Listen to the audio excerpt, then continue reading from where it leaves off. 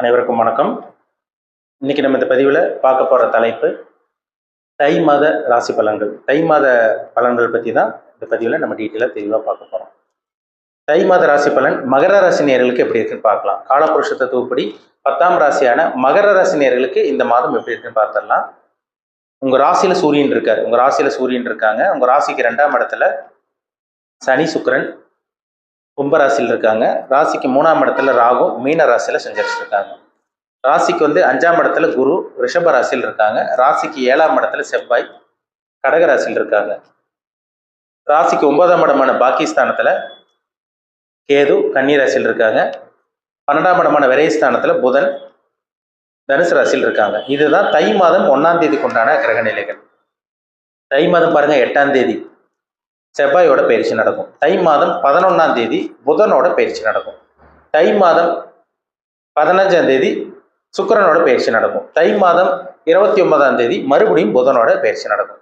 இந்த மாதம் மட்டும் பார்த்தீங்கன்னா புதன் 2 இடத்துக்கு மாறுறாரு. சுக்கிரனோட பயிற்சி இருக்கு. சுக்கிரன் உச்சமடைய போறாரு. அப்புறம் பார்த்தீங்கன்னா செவ்வாயோட மாற்றம் இருக்கு. இது எல்லாமே எப்படி இருக்குன்னு பார்த்துருவோம். மகர ராசி நேயர்களுக்கு சாதகமா பாதகமா நன்மையா தீமையா எல்லாமே பார்த்துடலாம். உங்க ராசிநாதன் சொல்லக்கூடிய சனி உங்க ராசிக்கு 2ஆம் இடத்துல சுக்கிரனோட இருக்காரு. சரிங்களா? இந்த மாதம் 15ஆம் தேதி வரைக்கும் உங்க சுக்கிரனோட தான் இருப்பார். ராசிநாதன் 2ஆம் இடத்துல இருக்கார். ராசியை குரு பார்க்கிறார். ஒரு அற்புதமான மாதம் இந்த தை மாதம். பொதுவாகவே ராசிநாதன் நல்லா இருக்கணும். ராசிநாதன் நல்லா இருந்தா சிந்திச்சு செயல்பட முடியும். உங்க எண்ணம் புத்தி சிந்தனை இதெல்லாமே பார்த்தீங்கன்னா இந்த ராசிநாதன் நல்லா இருந்தாதான். இந்த சந்திரன் மனோகாரகன். உங்க மனசை குறிக்கிற கிரகமே சந்திரன் தான். மைண்டுக்கு அதிபதியே சந்திரன் தான். இப்ப ராசிநாதன் நல்லா இருக்கார். சுக்கிரனோட இருக்கார். ராசி குரு பார்க்கறதுனால உங்களோட எண்ணம் சிந்தனை நீங்க என்ன நினைக்கிறீங்களோ அது எல்லாமே இந்த மாதம் உங்களுக்கு நிறைவேற போகுது. ஆசைப்பட்டது எல்லாமே நிறைவேறும். தொட்டதெல்லாம் தொடங்கும் இந்த மாதம். சரிங்களா? ஒரு அருமையான மாதம் தை மாதம். மகர ராசி நேயர்கள் ரொம்ப ரொம்ப நல்லா இருக்க போறீங்க. அடுத்து பார்த்தீங்கன்னா உங்களுக்கு இன்னும் 2 மாசம் தான். உங்களுக்கு 7.5 சனி உங்களை விட்டு கம்ப்ளீட்டா விலக போகுது. எல்லா கஷ்டத்தையும் பார்த்துட்டீங்க. எல்லா துன்பத்தையும் நீங்க அனுபவிச்சாச்சு. நீ வாழ்க்கை அடுத்த கட்டத்துக்கு போக போறீங்க. அதுல சந்தேகமே கிடையாது. உங்களுக்காக ஒரு வாழ்க்கை காத்துட்டு இருக்கு. சரிங்களா? இன்னும் 2 மாசம் தாங்க. இப்போ இந்த மாதமே உங்களுக்கு நல்லா இருக்கும். தை மாதமே உங்களுக்கு ஒரு நல்ல ஒரு மாதம்னே சொல்லலாம். இப்போ ராசிநாதன் 2ஆம் இடத்துல இருக்கிற குடும்பம் தனம் பாகிஸ்தானத்தில் இருக்கிறதுனால பணம் வரும். இந்த மாதம் வருமானம் வரக்கூடிய ஒரு நல்ல ஒரு மாதமா உங்களுக்கு இருக்கும். கேட்ட உதவிகள் கிடைக்கும். குடும்பத்திலிருந்து அந்த பிரச்சனைகள் கொஞ்சம் கொஞ்சமா விலகும். திருமண வாய்ப்பு கைகூடி வரும். நல்ல ஒரு வரன் தேடி வரும். இந்த மாதம் பயன்படுத்திக்கோங்க. நல்லா இருக்கு இந்த மாதம். சரிங்களா? முயற்சி ஸ்தானத்துல ராகு இருக்காரு. அது ஒரு சிறப்பான ஒரு அமைப்புன்னு சொல்லிடலாம். முயற்சி ஸ்தானத்தில் ராகு இருக்கிறது ஒரு ப்ளஸ் பாயிண்ட் தான் உங்களுக்கு.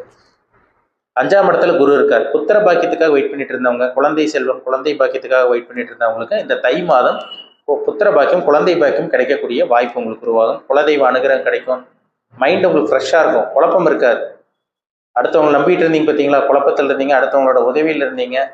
எந்த ஒரு நல்லதும் நடக்கல. 7.5 சனி உங்களை போட்டு ஒரு 7.5 8 வருஷமா ஒரு வழி பண்ணுச்சு. ஆனால் அந்த தை மாதத்துலேருந்து கொஞ்சம் கொஞ்சமா டெவலப் ஆகி வருவீங்க. சரிங்களா? தை பிறந்தால் வழி பிறக்குன்னு சொல்லுவாங்க. சரிங்களா? இப்போ இந்த மாதம் தை மாதம் பாருங்க. உங்க ராசிநாதனோட சுக்கிரன் இருக்கார். ராசி குரு பார்க்குறாரு. சுக்கிரன் உச்சமடை போறார். உங்க ராசிக்கு அவர் தான் ராஜயோக அதிபதி. இந்த மாதம் சுக்கிரன் 15ஆம் தேதி 3ஆம் இடத்துக்கு உச்சமடைகிறார். அப்போ 3ஆம் இடத்துல சுக்கிரன் உச்சமடைகிறது பார்த்தீங்கன்னா நல்ல ஒரு சிறப்பான அமைப்புங்க உங்களுக்கு. புத்திர பாக்கியம் உங்களுக்கு கிடைச்சிடும். அவர் ராகோட இருக்கிற சில நெகட்டிவ் இருந்தாலும் கூட அவர் ஸ்தான பலம் என்ற ஒரு பலத்தை அடைகிறதுனால புத்திர பாக்கியம் கிடைக்கும். சொந்த தொழில் பண்ணிட்டு இருக்கவங்களுக்கு ஒரு நல்ல ஒரு அமைப்பா உங்களுக்கு இருக்கும் இந்த மாதம். கவலைப்படாதீங்க. பெரிய அளவுக்கு பாதிப்பு இருக்காது. ஏற்கனவே நிறைய கெட்டது எல்லாத்தையும் பார்த்தாச்சு. இந்த மாதம் பெரிய அளவுக்கு எந்த ஒரு பிரச்சனையும் நடக்காது. பெரிய கஷ்டங்களோ பிரச்சனைகளோ கண்டங்களோ சோதனைகளோ அந்த மாதிரி எந்த ஒரு பிரச்சனையும் இருக்காதுங்க. நல்லா இருக்க போறீங்க. அதுல மாற்றமே கிடையாது. நல்ல ஒரு வாழ்க்கை வாழ போறீங்க இந்த தை மாதம். உங்க ராசிக்கு பார்த்தீங்கன்னா செவ்வாய் அவர் 7ஆம் இடத்துல இருக்காரு. அவர் 6ஆம் இடத்துக்கு வந்துடுவார் தை மாதம் 8ஆம் தேதி. அப்ப எதிரி தொல்லை எதிர்ப்புகள் இதெல்லாம் இருந்தது பார்த்தீங்களா? அதெல்லாமே நிவர்த்தி ஆக போகுது. கேட்ட உதவி கிடைக்க போகுது. ஒரு சில பேர் வேலை இல்லாமல் இருக்கீங்க. இந்த மாதம் நல்ல வேலை கிடைச்சிடும் உங்களுக்கு. இதெல்லாமே ஒரு சாதகமான ஒரு அமைப்பு. 9ஆம் இடத்தை குரு பார்க்கிறார். இது ஒரு மிகப்பெரிய பலம். தந்தையோட ஆரோக்கியத்திலிருந்து அந்த பிரச்சனை விலகும். அம்மாவோட உடல் ஆரோக்கியத்திலிருந்து அந்த பிரச்சனைகள் எல்லாமே கொஞ்சம் கொஞ்சமாக கம்மியாகும். கவலைப்படாதீங்க. பெரிய அளவுக்கு பிரச்சனை இருக்காது. 9ஆம் இடத்தை குரு பார்க்கறது பார்த்தீங்கன்னா தந்தை மூலமா உதவி, தந்தையோட பூர்வீக சொத்து கைக்கு வர்றது, திடீர் அதிர்ஷ்டம் கிடைக்கிறது, வேலை இல்லாமல் இருக்கவங்களுக்கு இந்த மாதம் நல்ல வேலை கிடைக்கிறது, தீர்த்த யாத்திரை போறது, புண்ணியஸ்தலங்கள் போறது, மனசுக்கு பிடிச்ச கோயிலுக்கு போறது, டூர் போறது எல்லாமே அமையும் இந்த மாதம். தூர பிரயாணம் சக்சஸ் ஆகும். படிக்கக்கூடிய மாணவர்கள் வெளியூர் வெளிநாடு போய் படிக்கக்கூடிய சந்தர்ப்பம் உருவாகும். இதெல்லாமே உங்களுக்கு சாதகமாக இருக்குது. உங்களுக்கு உங்கள் ராசிக்கு வந்து புதன் பாருங்க, ஒரு ராசி 12ல் இருக்கார். அவர் வந்து பார்த்தீங்கன்னா 11ஆம் தேதி உங்கள் ராசிக்கு வந்துடுவார். சூரியனும் உங்கள் ராசியில் இருக்கார். அரசாங்க வேலை, கவர்மெண்ட் ஜாபுக்காக வெயிட் பண்ணிட்டு இருந்தவங்களுக்கு அரசாங்க வேலை கிடைக்கக்கூடிய வாய்ப்பு உங்களுக்கு உருவாகும். 8ஆம் அதிபதி சூரியன் வந்து குருவோட பார்வையில் இருக்கார். அப்போ பெருசாக கண்டமோ கஷ்டங்களோ துன்பங்களோ உங்களுக்கு நடக்க போகிறது கிடையாது. திடீர் அதிர்ஷ்டமாக மாறும், விபரீத ராஜயோகமாக மாறும். கவலைப்படாதீங்க. உங்களுக்கு வந்து பார்த்தீங்கன்னா நீங்கள் வந்து பார்த்தீங்கன்னா பூர்வீக சொத்து கைக்கு வரும், முன்னோர்களோட சொத்து கைக்கு வரும். வெளிநாடு போக முடியாமல் இருக்கவங்க இந்த மாதம் வெளிநாடு போவீங்க. அது படிக்கிறதுக்காக இருந்தாலும் சரி, வேலைக்காக இருந்தாலும் சரி, தொழில் செய்யறதுக்காக இருந்தாலும் சரி, ஏதோ நல்லது நடக்கும். அரசாங்க வேலை, முக்கியமாக சொல்லப்போனால் கவர்மெண்ட் ஜாப் கிடைக்குங்க, வாய்ப்பு இருக்குது உங்களுக்கு. இந்த சந்தர்ப்பங்கள் உங்களுக்கு உருவாக போகுது. கவர்மெண்ட்டில் இருக்கவங்களுக்கு ப்ரொமோஷன் கிடைக்கும், அடுத்தவங்கள்ட்ட நல்ல பேர் வாங்குவீங்க. இல்லை நீங்கள் ப்ரைவேட் ஜாப்ல இருக்கீங்களா, அதில் அந்த ஜாப்ல வந்து அடுத்த கட்டத்துக்கு போவீங்க. ப்ரொமோஷன், பதவி உயர்வு இதெல்லாமே கிடைக்கக்கூடிய வாய்ப்பு இந்த தை மாதத்துலேருந்து உங்களுக்கு உருவாக போகுது. நல்லா இருக்குங்க. இந்த மாதம் நல்ல ஒரு மாதம் சொல்லலாம். திருமணத்துக்காக முயற்சி பண்ணிட்டு இருக்கவங்க முயற்சி பண்ணுங்க. நல்ல ஒரு அருமையான வரன் தேடி வந்துடும் உங்களுக்கு. கேட்ட கடன், கேட்ட உதவிகள் இதெல்லாமே கிடைக்கும். ஏன்னா ராகு 3ஆம் இடத்துல இருக்காரு, சுக்கிரனும் அங்கே வருவார். முயற்சி ஸ்தானம் பலமடைகிறதுனால எதிர்பாராத விஷயங்கள், நன்மையான விஷயங்கள், நீங்கள் எடுத்து வைக்கிற ஒவ்வொரு முயற்சியும் உங்களுக்கு சக்ஸஸ் தான், வெற்றி தான், தோல்வியே கிடையாது. ஏன்னா மகர ராசினியர்கள் எல்லா கஷ்டத்தையும் பார்த்தாச்சு. எல்லா கஷ்டத்தையும் பார்த்துருப்பீங்க, எல்லா கண்டத்தையும் பார்த்துருப்பீங்க, இழக்கக்கூடாதெல்லாம் இழந்திருப்பீங்க, உறவுகள் இழந்திருப்பீங்க, கூட இருந்தவங்க உங்களை விட்டு போயிருப்பாங்க. நிறைய பொருள் சேதம், உயிர் சேதம் இதெல்லாமே நிறைய பேத்துக்கு நடந்தது. 7.5 சனியில் நிறைய பாடத்தை கற்றுக் கொடுத்துருப்பார் சனி உங்களுக்கு. ஏகப்பட்ட கஷ்டம், கடன் தொல்லையில் இருந்திருப்பீங்க, எல்லாத்தையும் பார்த்துட்டீங்க உங்கள் வாழ்க்கையில். சனி உங்களை போட்டு புழிஞ்சு எடுத்துட்டாரு. வாழ்க்கைக்கு தேவையான அத்தனை பாடத்தையும் சனி உங்களுக்கு கற்றுக் கொடுத்துருப்பாரு. எல்லாமே உங்களுக்கு கிடைச்சிருச்சு, எல்லா அனுபவமும் உங்களுக்கு கிடைச்சிருச்சு. இப்போ மகர ராசினியர்களாலே பக்குவப்பட்டவர்கள், எல்லா அனுபவமும் கிடைச்சனால நீங்கள் பக்குவப்பட்டிருப்பீங்க. வாழ்க்கைன்னா இதுதான், உலகம்னா இதுதான், பணம்னா என்ன, எல்லாமே உங்களுக்கு தெரிய வந்திருக்கும். இனி நீங்கள் எடுத்து வைக்கிற ஒவ்வொரு அடியும் வெற்றி நோக்கி தான் போக போகிறீங்க. வெற்றி பாதையை நோக்கி தான் போக போகிறீங்கிறதுல சந்தேகமே கிடையாது. இந்த தை மாதம் உங்களுக்கு நல்லா இருக்குங்க. வேலை இல்லாமல் இருக்கவங்களுக்கு வேலை கிடைச்சிடும். சொந்த தொழில் பண்ணிட்டு இருக்கவங்களுக்கு உங்களுக்கு ஒரு நல்ல ஒரு அமைப்பாக உங்களுக்கு இருக்குது. புத்திர பாக்கியம் கிடைக்கும் உங்களுக்கு. திருமணம் ஆகாமல் இருந்து வந்தவங்களுக்கு நல்ல வரன் தேடி வரும். மனசில் குழப்பமாக இருந்து வந்தவங்களுக்கு அந்த குழப்பம் தெளிவடை போகுது. குழப்பம் உங்கள் உடம்புல அந்த வியாதி விலக போகுது. ஒரு தெளிவாக இருக்க போகிறீங்க, குழப்பம் இருக்காது. அதனால் நல்ல ஒரு வாழ்க்கை இந்த தை மாதம் நீங்கள் வாழ போகிறீங்க.